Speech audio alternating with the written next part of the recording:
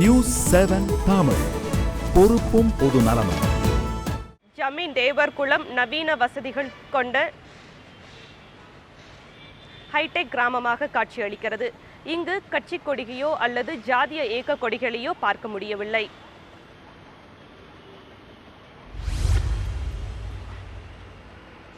கோவில்பட்டி அருகே உள்ள ஜமீன் தேவர்குளம் கிராமத்தின் பிரதான தொழில் விவசாயம்.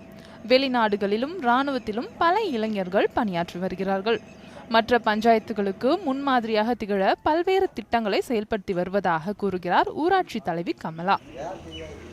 எல்லா கிராமத்தை விட முன்னுதாரணமாக இருக்கிறதுக்காக இதெல்லாம் நாங்கள் சிசிடிவி கேமரா, ஒளிப்பெருக்கி இதெல்லாம் ரெடி பண்ணியிருக்கோம். எங்கள் ஊரில் தண்ணி வசதி நல்லபடியாக இருக்கிறதுக்காக எந்த நேரத்தும் நாங்கள் சொல்கிற நேரத்துக்கு வர்றதுக்காக செல்ஃபோன் மூலம் நாங்கள் தண்ணி ஆன் பண்ணி ஆஃப் பண்ணிகிட்ருக்கோம்.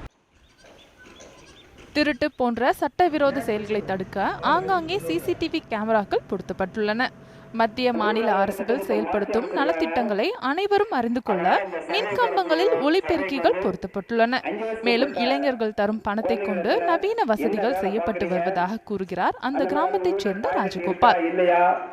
முக்கியமான இடத்துல நைட்டில் கரண்ட் ஆஃப் ஆயிடுச்சுன்னா நாங்கள் இன்வெர்ட்டர்லாம் செட் பண்ணியிருக்கோம். கரண்ட் இல்லாட்டாலும் கூட ஒரு ஊருக்குள்ள ஸ்ட்ரீட் லைட்டுக்கு இன்வெர்ட்டர் போட்ட ஒரு முதல் கிராமம் எங்கள் கிராமத்தான் இருக்கும்னு நினைக்கிறேன். அதுக்கு இந்த ஊர் மக்களுக்கு எல்லாருக்குமே நாங்கள் ஒரு சப்போர்ட்டில் இருந்து தலைவர் சப்போர்ட்டில் இருந்து செஞ்சுக்கிட்டு இருக்கிறோம். இப்போ வந்து வங்கி மூலமாக அந்த சிலிண்டர் மானியம் போடுறதுனால உங்களுடைய ஆதார் அட்டை தமிழகம் மட்டுமல்லாது நாடு முழுவதும் உள்ள பிற கிராமங்களுக்கும் ஜமீன் தேவர்குளம் முன்மாதிரியாக திகழ்கிறது என்றால் மிகையாகாது. அவங்களுக்கு அடையாள அட்டை கொடுத்திருப்பாங்க.